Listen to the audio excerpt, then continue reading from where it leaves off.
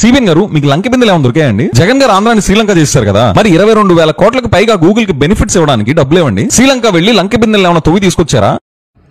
ఓరి బుర్ర తక్కువ విధవా, బెనిఫిట్స్ ఇవ్వడం అంటే మనం డబ్బులు ఇవ్వటం కాదురా. ఫర్ సపోజ్ గూగుల్ మన ఆంధ్రప్రదేశ్ రాష్ట్రంలో భూములు ఏమైనా కొనుగోలు చేస్తే ఆ కొనుగోలుకు తాలూకా రిజిస్ట్రేషన్ కి సంబంధించి మనం ఆ సంస్థ వాళ్ళకి కన్సెషన్ ఇస్తాం, అంటే రాయితీ ఇస్తాం. దాన్ని బెనిఫిట్ అంటారు.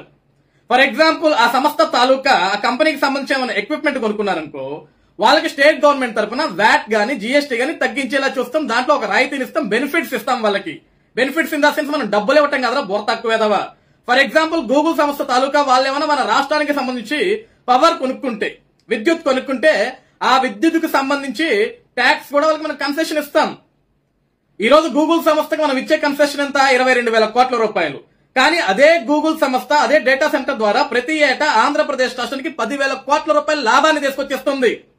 ఒక 2 సంవత్సరాల తాలూకా డబ్బులు మనం గూగుల్ సంస్థకి బెనిఫిట్స్ గా ఇస్తే, రాయితీని ఇస్తే, ఆ తర్వాత నుంచి వచ్చే ప్రతి ఏడాది 10,000 కోట్ల రూపాయలు ఆంధ్రప్రదేశ్ రాష్ట్రానికి బెనిఫిటే కదరా.